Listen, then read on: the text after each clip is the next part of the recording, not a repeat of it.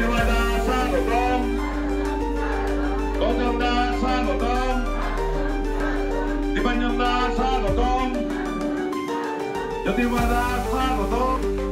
ভারত মাতা কি, ভারত মাতা জয়। স্বামী মারা যাওয়ার পরে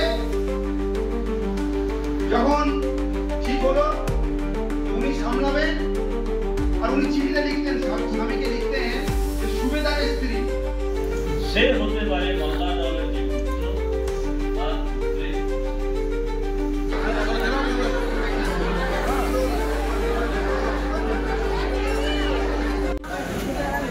মাতা অহিল্যাবাই হোলকরের 300 বছর পূর্তি উপলক্ষে মাতৃশক্তিদেরকে নিয়ে আজকে একটা আমাদের সেমিনার ছিল। অহিল্যাবাই হোলকরের জীবনীর বিষয়ে আমাদের সবকে জানা উচিত। একজন দক্ষ প্রশাসক, দক্ষ রাজমাতা, কীভাবে সমাজ পরিচালনা করতে হয়, কীভাবে দেশের নারী শক্তির উত্থান ঘটাতে হয় উনি দেখিয়েছেন 300 বছর আগে। সেটাই আজকে আমাদের সেমিনার। এটা কি এবার কর্মীরা করবে বিভিন্ন জায়গায়? সারা ভারতবর্ষে এরকম চলছে। প্রত্যেকটা মানুষের কাছে আমরা মাতা অহিল্যাবাই হোলকরকে পৌঁছাবো, সংকল্প নিয়েছে পৌঁছে যাবো। 26 দাবি তৃণমূলের। তৃণমূল কংগ্রেসকে আমি প্রথমে বলবো, আগে মুর্শিদাবাদ নিয়ে একটা অধিবেশন করলে ভালো হয়। জলগাঁওয়ের এবং জম্মু কাশ্মীরের নিয়ে যথেষ্ট চিন্তাশীল আছেন আমাদের মাননীয় প্রধানমন্ত্রী, আপনি দেখছেন, আপনার জবাবও হয়ে গেছে। এবার পাকিস্তানকে জিজ্ঞেস করে আসুন অধিবেশনের প্রয়োজন আছে কিনা, আর সেটা যদি প্রয়োজন হয় তো আছেন মোদি, সেটার জন্য চিন্তা করবেন না।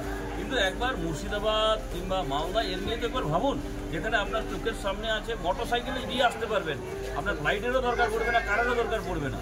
সেই জায়গাটা একবার ভেবে আসুন সেখানে নিয়ে প্রয়োজন আছে কিনা। আগে প্রয়োজন আছে মুর্শিদাবাদের নিয়ে, মালদার নিয়ে একটা অধিবেশন হওয়া দরকার রাজ্য বিধানসভা। প্রধানমন্ত্রী রাজীবপুর সফর নিয়ে উদয়ন গুহ বলছেন যে তিনি গরম সিঁদুর বিক্রি করতে আসছেন। ওর অভিষেক ব্যানার্জিকেও জিজ্ঞেস করুন এই বিষয়ে, কারণ ওনার কি বক্তব্য আছে। কারণ কি আছে, এইসব নেতাদের কথার কোনো দাম থাকে না। কখন ফরওয়ার্ড ব্লক, কখন সিপিএম, কখন আবার অন্য কোনো দলে, আজ ছেড়ে কাল, এদের কোনো গুরুত্ব নেই। এটাই আমি এইটুকুই বলবো, এটা কি তৃণমূল কংগ্রেসের বক্তব্য, মাননীয় মুখ্যমন্ত্রী মমতা ব্যানার্জির কি বক্তব্য? আর যদি ওনার বক্তব্য হয়ে থাকে তো তার জবাব দেওয়া যাবে, কারণ এই ছোটোখাটো নেতার জবাব দেওয়া আমার মনে হয় প্রয়োজন। বাংলাদেশকে লঞ্চ প্যাড হিসাবে ব্যবহার করছে পাকিস্তান, বলছেন শ্রমিক ভট্টাচার্য। ঠিকই বলেছে, কিন্তু কোনো লাভ হবে না। কারণ বাংলাদেশও ভালো করে জানে, ভারতের সঙ্গে যদি সংঘাতে যাওয়ার চেষ্টা করে তাহলে বাংলাদেশ যেমন আগে টুকরো টুকরো হয়ে গেছে, একদিকে পাকিস্তান আর একদিকে পূর্ব পাকিস্তান আর পরবর্তীকালে বাংলাদেশ, তাহলে হয়তো সেগুলো আবার নতুন একটা উদয় হওয়ার সম্ভাবনা আছে স্বাধীন রাষ্ট্রে।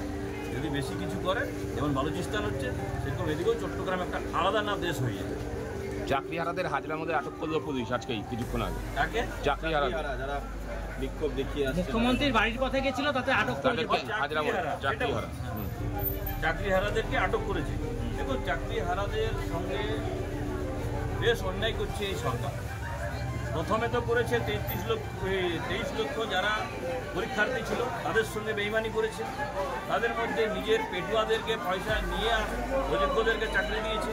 পরবর্তীকালে যখন বলা হয়েছে কি যোগ্য অযোগ্য আপনি আলাদা করে দিন, এদের কাছে পুরো লিস্ট ছিল, আলাদা করে দিলে এত কিছু হতো না। সেটা পুরোপুরি রাজ্য সরকারের হাতে, এসএসসির হাতে আছে, তারা করেনি, ইচ্ছাকৃতভাবে করেনি। এই কারণে করেনি, কারণ সেটা যদি করে দেয় তাহলে তৃণমূল কংগ্রেসের মোড়ে দালাল মাঝারি যত নেতা আছে, যেমন পার্থবাবুকে খুঁজে বেড়াচ্ছে, বাকিদেরকেও খুঁজে বেড়াবে, আর কাউকে ছাড়বে না।